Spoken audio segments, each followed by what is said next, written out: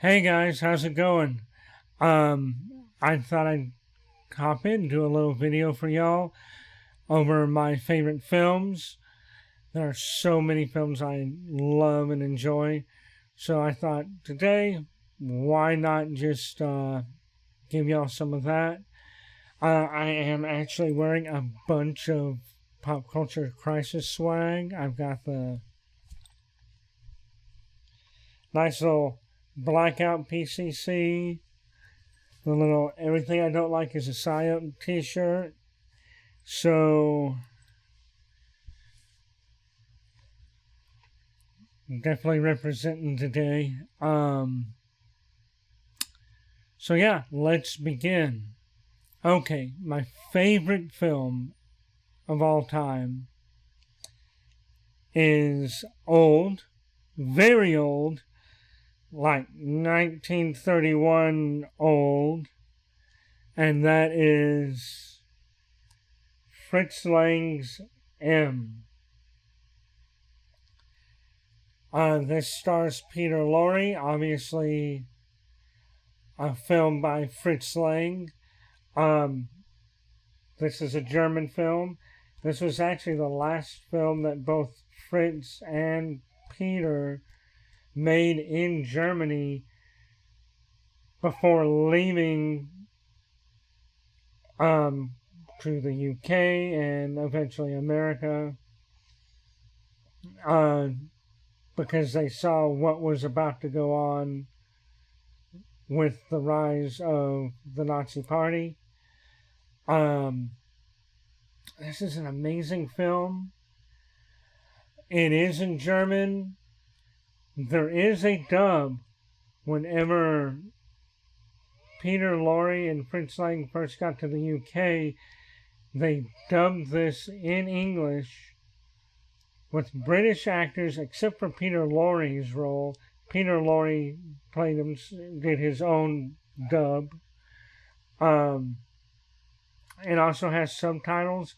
One of the few times I'll say definitely go with the subtitles, because there's a lot of details in this film that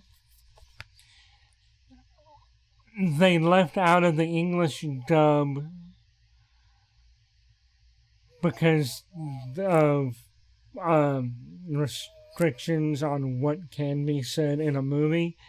And the thing is, nothing is blatant. I'll go ahead and read the synopsis.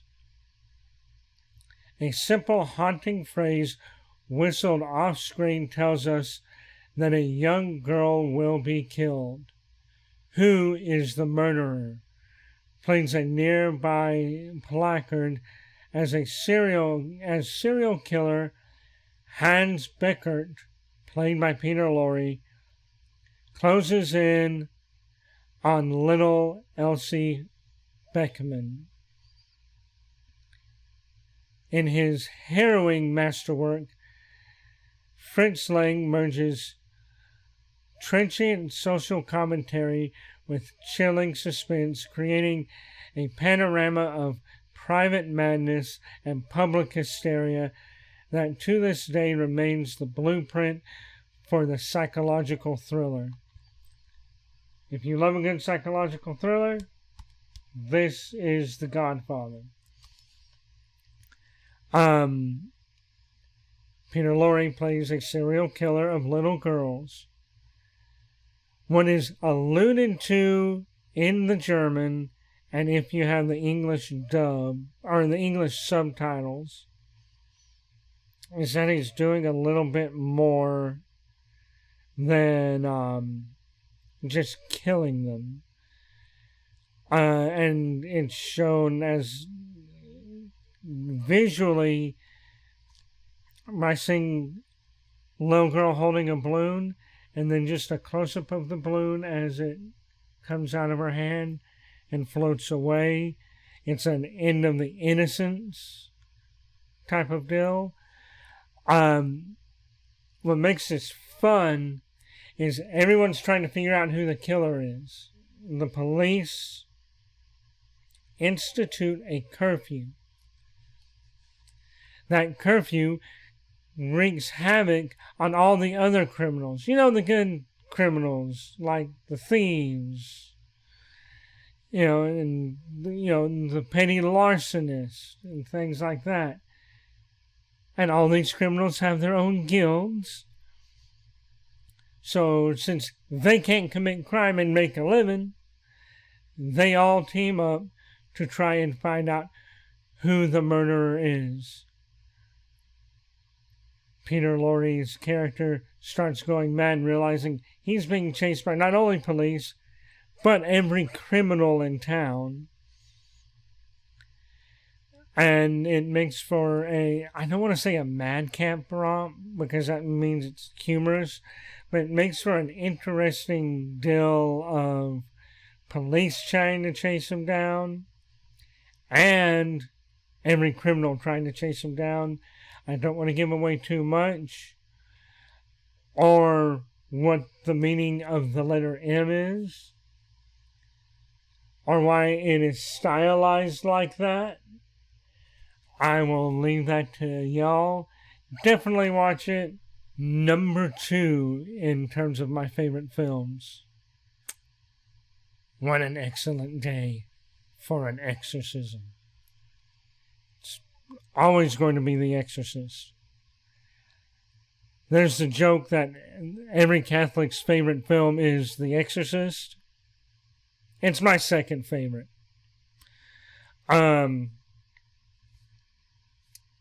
I did not get to see this until I was a teenager. My dad was very particular with movies. So he waited until I was certain ages before he would let me see movies. He didn't really go off of like, oh, this is rated R, this is rated PG-13. He would go, what are you mature enough for? And what are you mentally capable of? If you're watching it and you have a question, you can articulate the question and we can talk it through and discuss the movie. So I still remember the first time I saw this movie. And I also remember the first time my dad ever let me watch The Deer Hunter. These things are ingrained in my mind. So that's what makes movies like this special. Alright, number 3. It Can't Rain All the Time. The original The Crow. I probably saw this earlier than I should have. But I didn't catch a lot of it. Once I watched it in my teenage years, I really started to appreciate it. I love the graphic novel it's based off of. What can there be said about The Crow? It's, Brandon Lee's last movie. He died filming this movie. If you haven't seen this, watch it. Definitely watch it over the horrible remake or reboot. Alright, number 4. I'm going to switch things up and go with the only Thanksgiving movie. And I've got to go with Planes, Trains, and Automobiles. One, it's Steve Martin, John Candy. It's played amazingly well. I love a good madcap, crazy comedy. Like anything Monty Python or Airplane. But something like this that has a lot of humor and a lot of heart. You can't go wrong with this. Alright, number 5, and I'm going back in time again, 1948. I Remember Mama. As someone who writes and scripts, creates, this is a beautiful movie. I was in college the first time I saw it. My dad had mentioned it to me. He's all, you need to watch this movie. It's something he hadn't seen in years. And when he rewatched it, it made him think of me. The plot, well, I'll just read you the plot from the back. Mama didn't leave the old country and move into the Larkin Street house to become rich. She left because all her siblings and in-laws were already setting down roots in the USA. Family was where Mama always fit best, right in the heart of things. The plot follows this teenage girl who wants to go to high school. Back then, you could not go to high school unless you paid for high school, much like we have college today, but you had to pay for it. The family was poor, and there is a joke throughout of Mama going once a week, getting Papa. Everyone gets together. Papa's the breadwinner. He's the one working. And she would go through and count the money they had in a little jar. And at the end of it, she'd go, "Is enough. We do not have to go to the bank." I'm not going to go into more detail on that because it's a good and important plot point. But there's not enough money in there for her daughter to go to high school. But her daughter can write. She's got talent. And so, Mama, being headstrong Norwegian, while Papa is at work, discovers one of her daughter's favorite writers is in town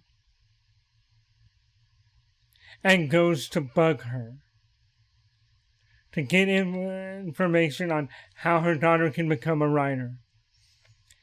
And this woman finally relents and gives her a piece of advice that I hold dear and a lot of writers hold dear, and that is write what you know. Even if it's fiction, write what you know. This is why you'll see many times in anything I write, whether it be prose, screenplays, they may not be Catholic, but they're Catholic. They may not, be some uber nerd writing all the time, video it, but you get airs of that. You get airs of everything that I know, people I know, because trying to write what you don't know, you will fail every time. Okay, I'm going to be very pretentious now. Keeping it old. Gotta go with Citizen Kane. Orson Welles' classic. He got in so much trouble for it because it was a fictional portrayal of William Randolph Hearst, to the point that Hearst found out, saw it, and blacklisted Orson Welles. Orson still made movies, but you piss off Hearst, you piss off every newspaper that Hearst owns, and since movie times and movie screening listings are put in the paper, he would not put any Orson Welles movies in his paper.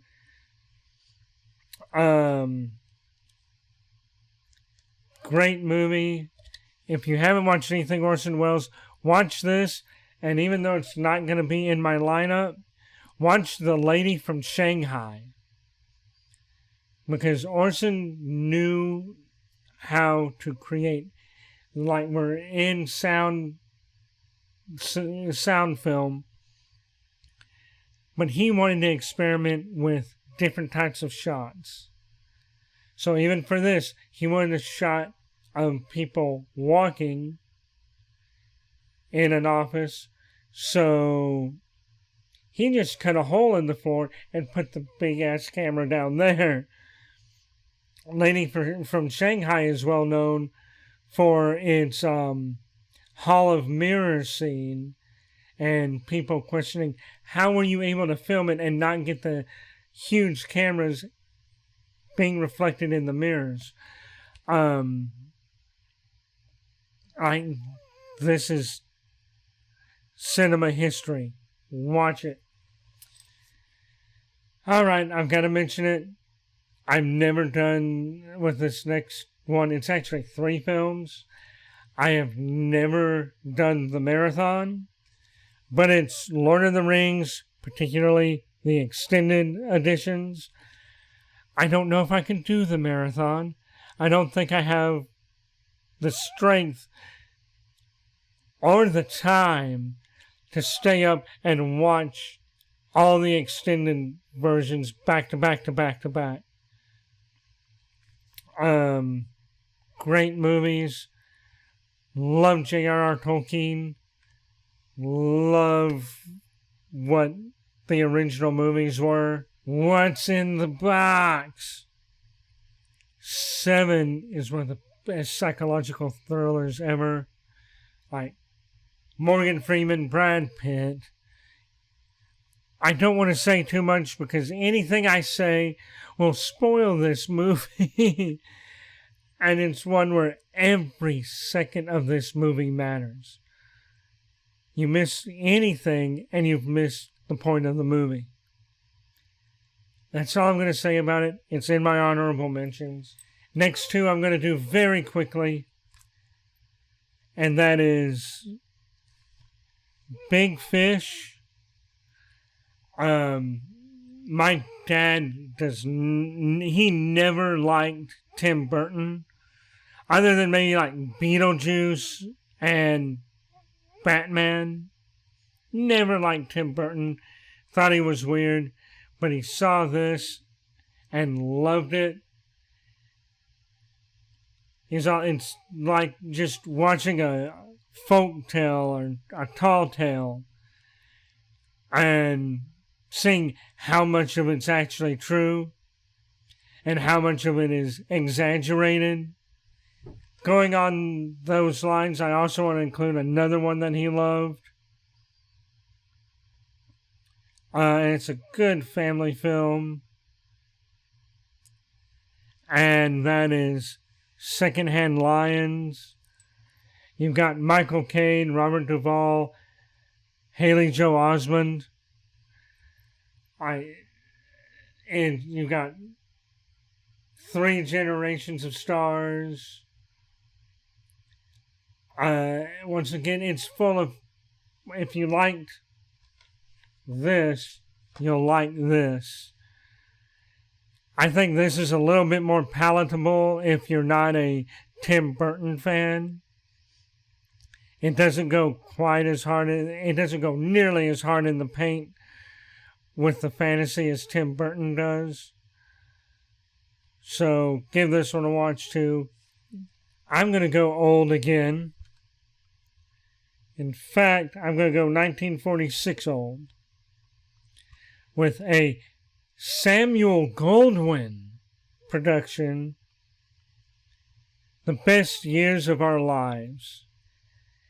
It's the hope that sustains the spirit of every GI, the dream of the day when he will finally return home. For 3 World War II veterans, the day has arrived, but for each man, the dream is about to become a nightmare. Captain Fred Derry, played by Dana Andrews. Yes, Dana is a man's name. It was a different era. Is returning to a loveless marriage. Sergeant Al Stevenson, played by Frederick March, is a stranger to a family that's grown up without him, and young sailor Homer Parrish is tormented by the loss of his hands. Can these 3 men find the courage to rebuild their world, or are their best years of their lives a thing of the past? I want to note that Harold Russell, playing the GI that lost his hands, he wasn't much of an actor. In fact, when he made this, and he was nominated for an Academy Award for this movie. This is one of the few movies he made. He did serve in World War II, and he did lose his hands, which is why he was picked for the role, because they didn't want someone to fake not having hands. They wanted someone who could really hit you in the gut with it. Such a good movie. Like, this is back when movies were movies. We need more of this. We need more of this slice of life. And not trying to do anything I think consider slice of life now with fucking over-sexualized crap, trying to call that slice of life. But real people and just the human condition. Love this movie. Alright, I love humor, so I've got to go with another funny movie. And all I can say is that rug really tied the room together, because I have to go with The Big Lebowski. The Coen brothers know how to make a movie. This is literally taking from every film noir trope you can and turning it into a comedy. Alright, I'm going to go with a religious film, and I'm actually going to go with one from Angel Studios, and that is Cabrini. This is fairly recent. It came out in 2024. From the award-winning director of Sound of Freedom. I will say before I go on to the next film, some that I own, but I forgot to grab out. Gotta include The Passion of the Christ. I've gotta include Airplane. And I've gotta include The Deer Hunter. So, wanted to mention those before I go into this next one. This is such a good movie. It's a Steven Spielberg movie. Most people forget about it. And that is Batteries Not Included. It reminds me of a more lighthearted version of two other movies that should be in my honorable mentions, but I don't think I actually own them. They're a little bit harder to find. And that is Mom and Dad Save the World and Stay Tuned. If you haven't seen them, look them up. I think you can find them streaming.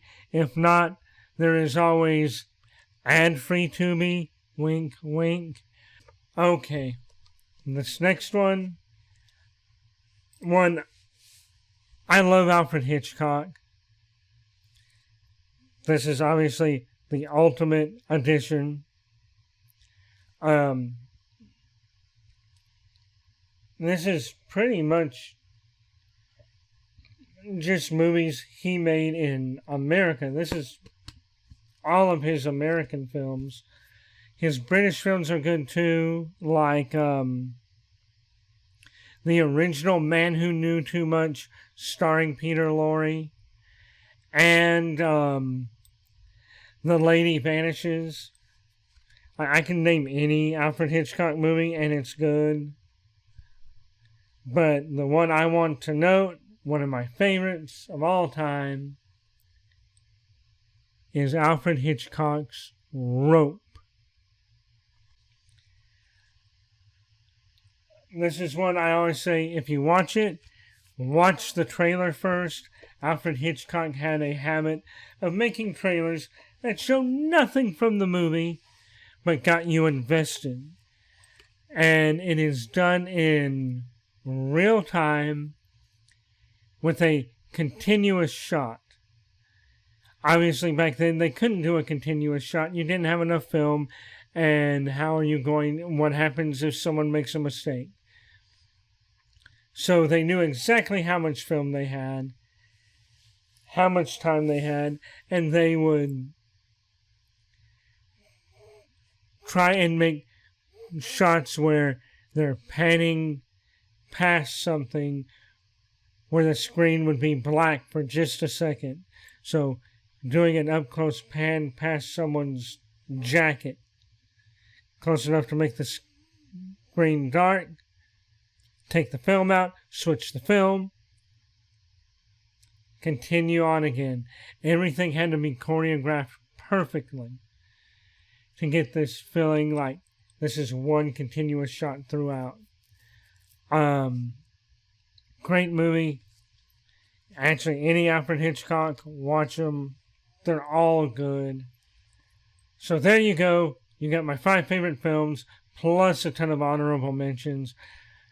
I hope y'all watch them. At least a few of them. Call me pretentious. Call me just eclectic in my taste. I don't care. These are my favorite movies. I hope you all have a great day. God bless you. See you next time. Bye.